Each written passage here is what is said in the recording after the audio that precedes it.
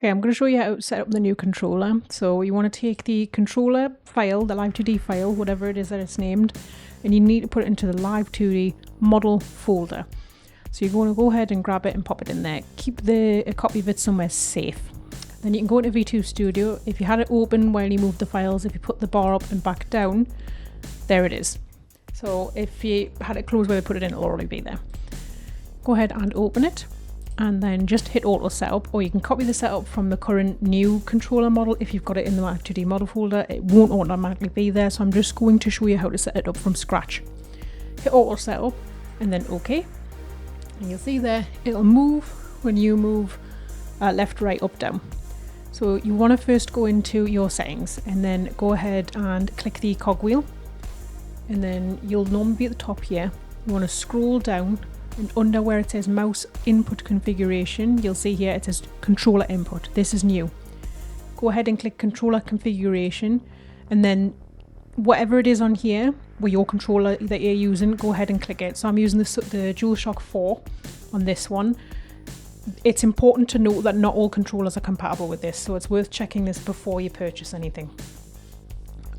If the inputs are not working with your VTubeStudio, then you may need to go into Steam and then go into VTubeStudio, into your properties, into controller, and then disable Steam input. You might need to do that.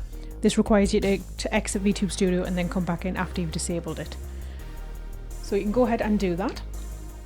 It should be working. DualShock 4 has a tilt function, a gyroscopic function you'll see there as it moves around. I haven't got that installed on this one, maybe in the future, but right now I don't. It'll just map your buttons and then as you move left and right. So you can do button configurations here if you want to. Like that, it's up to you. So it'll tell you which ones to press there. And you can go through it like this, then press each button that it is asking for you to press.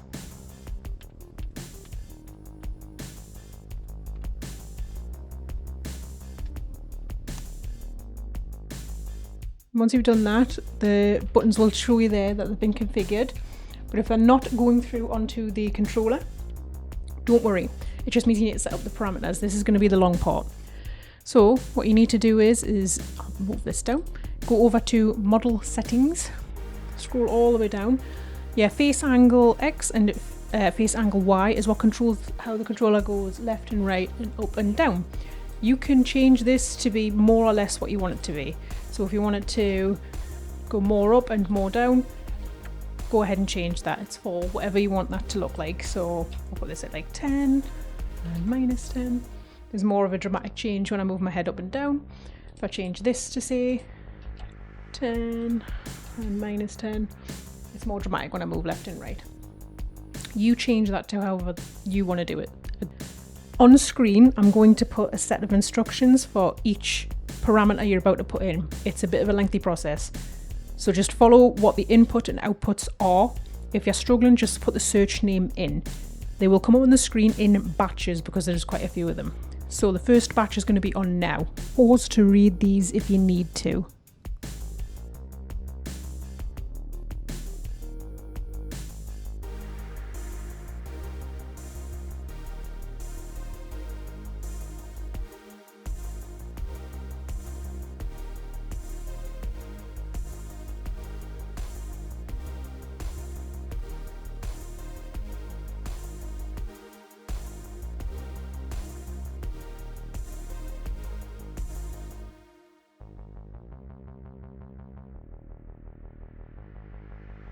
Your next set is now.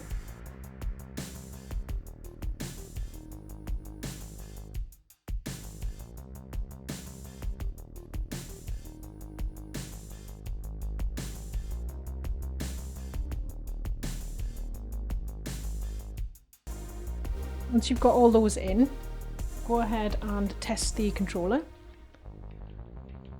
Then that should be in. Once that is all done, go ahead and hit item settings, load current model as Live2D item, and then hit select and then OK. And then it should come in there. Once you have it in, go ahead, click save and then OK. You can then go ahead and pull in your model.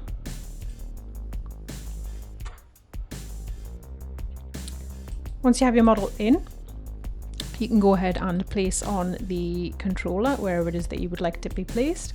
So it looks a bit funny on mine, it's not sized to me, don't worry. I'm going to really quickly recap how to get rid of the arms. So go ahead and go to your model settings and then go to customize model and then multiply screen color for art meshes, hit select, and then yours might be named up here, mine aren't, but if you go ahead and click where you want them to get rid of, so for instance the forearm, if you hit this little eye icon, it will flash red to show you where it is. If you're having trouble because your model's moving when you're looking around, hit the little snowflake icon in the corner, right here, and that will stop the model from moving so you can click things easier. Click the forearm, check that that's the right one, switch it on, and then pull this over to the transparency. You'll see there that that'll be disappeared there, and then we can set that up as an item key scene. So I'm going to go ahead and quickly do that for the rest of them.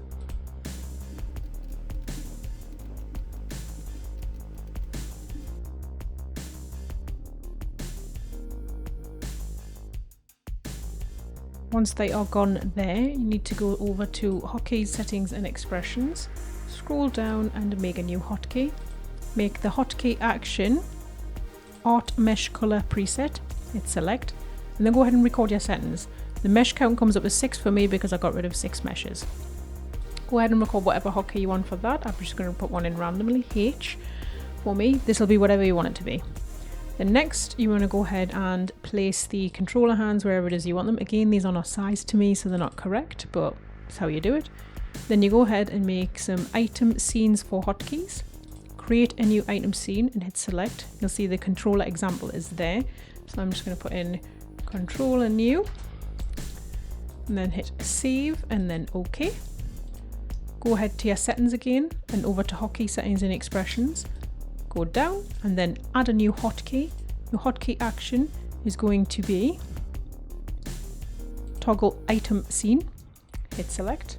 The item scene will be controller new. Hit select. And then record it to be the same hotkey that it is to get rid of the arms on the color mesh preset. So for me it's H. It's going to give me a little exclamation mark here. We know that it's overlapping with something else. We need it to. Go ahead and hit that. So when I press H, the arms go away and then the new arms come up. Now H again, the arms go away and the new arms come up. Again, this will be sized way better to yours. That's all done there. But if you need any help or if there are any problems, please just message me on VGen and I'm more than happy to adjust or sort something out if there is an issue that I can help with. For those of you with no tracking that just want an idle animation, on my controllers, an idle animation, if you've bought it, is included. You go to your model settings here and then hit idle animation and then hit idle. And then the fingers will start moving all on their own. If they do not start moving, please just make sure you have no more parameters than the angle X, angle Y, and the breathe parameter. If you have other ones in, like all the button parameters, you'll need to delete them to get the idle animation to work because it's trying to refer to the parameters. The parameters are just if you have the tracked controller on. So they'll be separated anyway, so you can have one file that's an idle and one file that's a tracked.